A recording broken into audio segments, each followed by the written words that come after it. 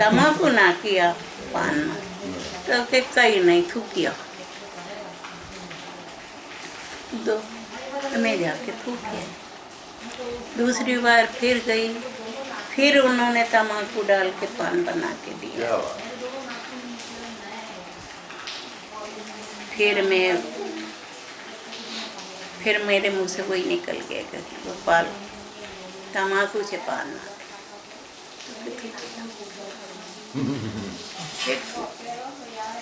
फिर मुझे समझ में आया कि क्या करा। बहुत अफसोस हुआ, बहुत ज़्यादा अफसोस हुआ मुझे कि अब इसका कोई अपने पास रास्ता ही नहीं।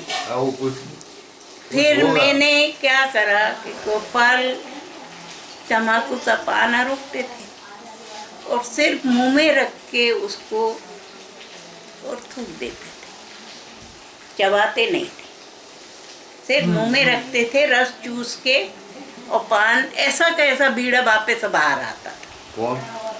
गोपाल पान रोकते थे, उसमें तम्बाकू रहती थी, लेकिन वो बीड़ा वापस थोड़ी देर बाद वो नीचे रहते थे तब की बात। अच्छा। तो वो वहाँ चढ़ाव के नीचे थूक के पधार जाते थे।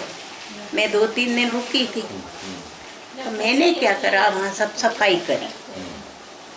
सफाई करने के बाद मैं ध्यान रखती थी कि गोपाल भाई बाथरूम लेटने थे, तो गोपाल बाथरूम पधारते थे, तब उनको कम दिखने लग गया था। अच्छा। तो फिर बाहर निकलते और वो वहाँ बीड़ा थूक के पधार जाते। तो मैंने ध्यान रखा, गोपाल ने थूका, वो बीड़ा मैंने उठा लिया।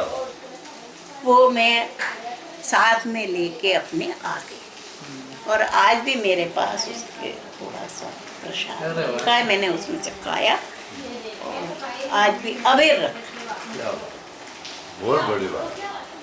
क्या ये कभी पूछा नहीं गोपाल निकालते क्यों? नहीं, बाप जी खाते थे तम्बाकू? बाप जी तम्बाकू खाते थे, वो मुझे ध्यान नहीं। तम्बाकू का ध्यान नहीं, सिगरेट पीते थे, सिगरेट पीते थे, तम्बाकू का मुझे ध्यान नहीं बाप जी का। तो ये उनकी कृपा रही थी। ऐसे बहुत से उन्होंने बहुत कुछ बताया था, लेकिन अब वो बोलने में संकोच हो नहीं, अब वो खत्म कर। अच्छा, ठीक है, कोई बात नहीं, इतना बहुत है। बहुत। अब वो जो मेरी प्रार्थना थी कि बा के साथ आपने बहुत समय निकाला और वो परोतानी भाभी, आप और बा और वो कोई ड्रेस बदलते थे और वो समय था आनंद। नहीं, मेरी इच्छा ये थी कि मैं बा के सामने बैठ खूब डांस करूं। अच्छा। ऐसा मन में होता था मेरे। तो एक दिन ऐसा ही मौका आया, उस समय प्रोतानी जी मतलब चंद्रिका बहन, रोहित जी की मिसेस, हम उनके यहाँ गए, बा भी उनके यहाँ थे और उनकी बहन भी आई हुई थी।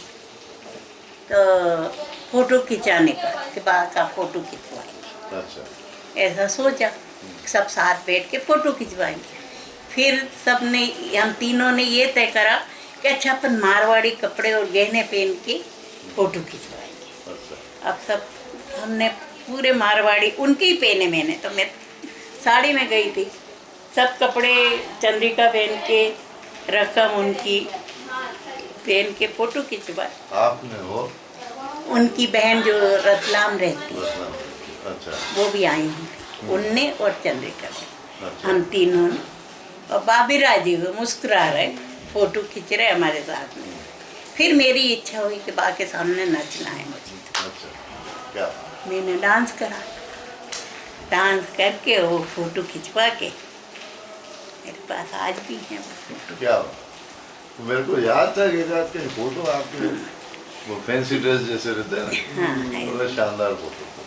तो बा का तो बहुत प्रेम रहा और वो मोटा भाई ने जागृत करा। ऐसा था कि पहले हम अंदर भी नहीं बैठती थी, जहाँ मोटा भी बैठे हुए, जैसे वहाँ बाप जी जहाँ विराजते थे, सुबह से शाम तक वहाँ बैठे रहते थे, खाना भी वहीं बैठ के खाती थी। झूले पे बाबजी विराजे रहते थे और मैं एक वहाँ पे स्टोर रूम जैसा था गोपाल के घर में, तो वहाँ बैठी रहती थी दरवाजे में।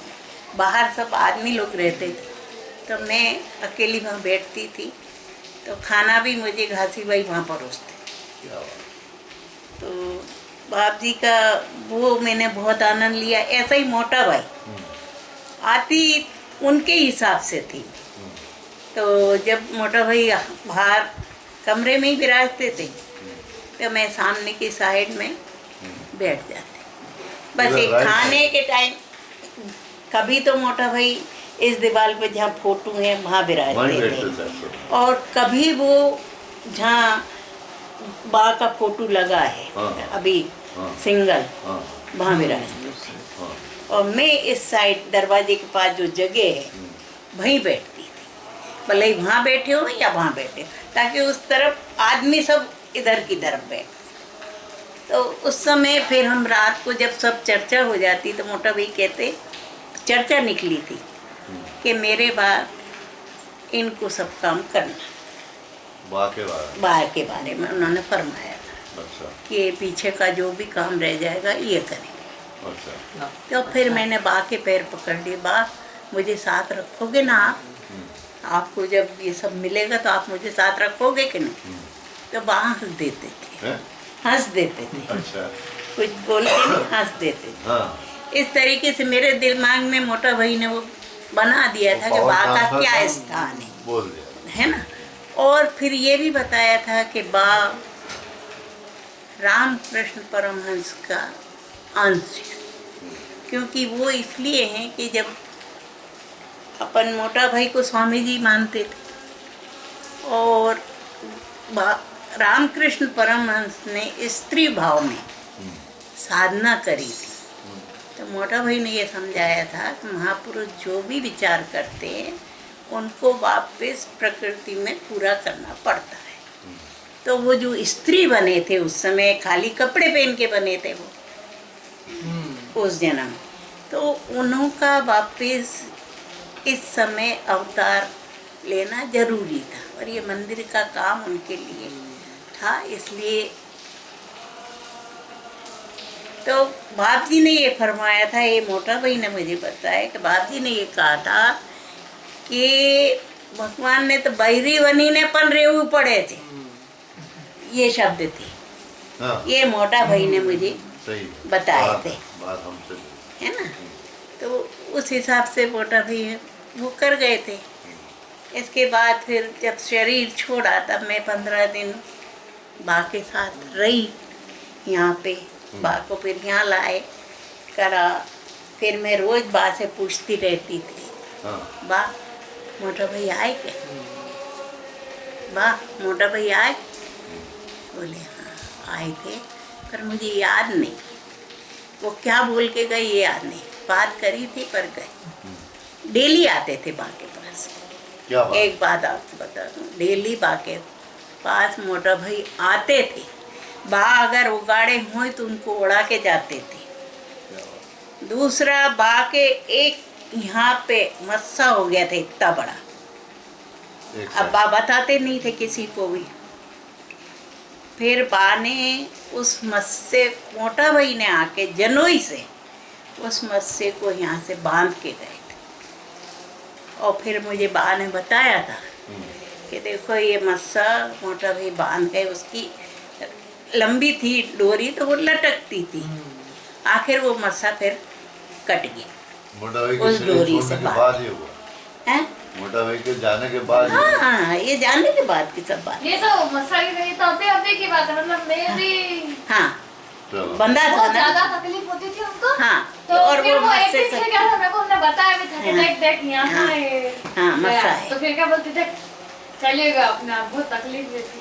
हाँ वो फिर वो गिर गया यूं कहीं, पर वो उनको बांध के वो गए।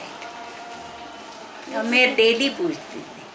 फिर उनका प्यार बढ़ता ही गया, बढ़ता ही गया। बा का भी बढ़ गया, मेरा भी उनसे बढ़ गया। थोड़े दिन होते बस वो इतना पूछते थे, तारा बहन कब आ रहे हो? इसके अलावा यूं नहीं कहते थे क्या हो। तो मुझे लगता था कि अब बा का बुलावा आ गया, अब मुझे जाना है। और वो ऐसे भी नहीं, बुआ जी के फोन आते रहते थे, पर उनको और मैं बुलाना फोन- रहता था ना, तो वो इतना पूछते थे कि ये पूछ ले बस, दूर से सुना ही नहीं देता था।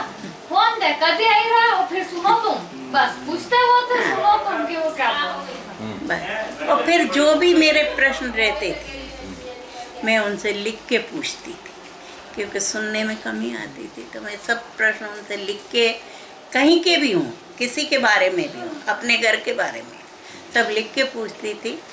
फिर वो 2 शब्दों में जवाब दे देते थे।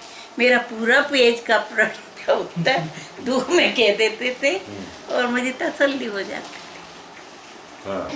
एक बार मेरा पोता, उसने बी फार्मा करा था, हम लोग यहाँ आए थे, बड़े भैया का लड़का कि बड़े छोटे? भैया का लड़का, यहाँ आए दर्शन करने, तो उसने MBA का फॉर्म भरा था, हाँ। पूना से भी भरा था और 2-4 जगह से और से भरा था। उस समय तक कहीं का रिजल्ट नहीं आया था। हाँ। तो हम लोग आए, फिर मैंने प्रार्थना करी कि बा ऐसा ऐसा है और ये आगे इसको मिल जाए अच्छा तो ठीक है। और पूछती रहती थी सबके, मेरे पोती के बारे में, पोते के बारे में पूछती रहती थी मैं वहाँ से।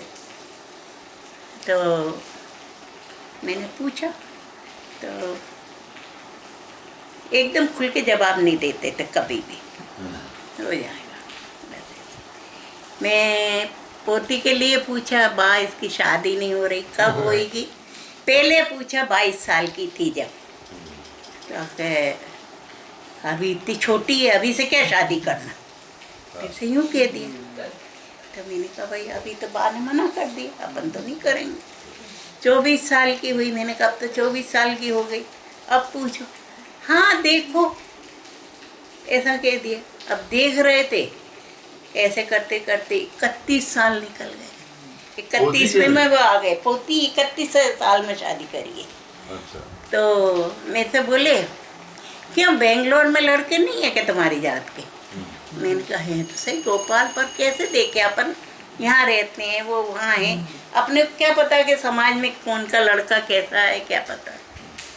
तो देखो, फिर दूसरी बार, क्यों गैर जात में नहीं करोगे क्या? मैंने कहा गोपाल देख रही हूँ, गुजराती देख रहे हैं, अपने अग्रवाल देख रहे हैं, महेश्वरी देख रहे हैं, सब देख रही हूँ, पर कहीं का भी लड़का। मैंने कहा गोपाल इतने लड़के देखती हूँ, कोई पसंद ही नहीं आया। बोले एक ही आएगा ना, सब कोई आएगा, एक ही आएगा। कहा ठीक है। वो ऐसे ठंडा कर देते थे और मैं चली जाती थी, फिर थोड़े दिन होते फिर आ जाती थी। फिर बोले क्यों गैर जात में नहीं करोगे क्या तुम? मैंने कहा गोपाल गैर जात का मिले तो कर दूं ना, कैसे करूं? अच्छा। बताओ आप। आखिर वो गैर जात का बेंगलोर में मिला और उसकी शादी। क्या बात। ऐसे तो बात बहुत सूक्ष्म संकेत दे देते। हाँ, ऐसे संकेत दिए उन्होंने मुझे। तो बहुत प्यार दिया, बहुत प्यार दिया, इतना कि कोई भी बात होती, लाली गोल्डी की कोई बात होती और बोलते तो वो जोर से थी। एक दिन बोली, मैं सोती थी घर पे, तब मैं दवाई लेने अंदर आई, फिर किस पे, लाली पे चिल्लाए वो तारा बहन चले गए न, अभी मैं होते तो सब तेरा उनको बताती, तू मुझे कितना तंग करती है। तो मैं यहाँ खड़ी कर सुन रही, मैं गाँव में नहीं जा रही, अब मैं दवाई ले रही हूँ, मैं घर जा रही हूँ, अब मैं नहीं जा रही उनके पास, यूँ करके मैं निकल। मतलब इतना प्यार था, कोई भी बात हो। डरा देते ऐसे ही थे। हाँ। थाला पहन सब बताओ। क्या इतना प्यार था कि जिसकी कोई बहुत प्यार। बहुत प्यार। अब तुमको चांस दे रहा हूँ, कुछ पूछना तो और पूछ लो, तीनों में से एक एक प्रश्न बतेगा।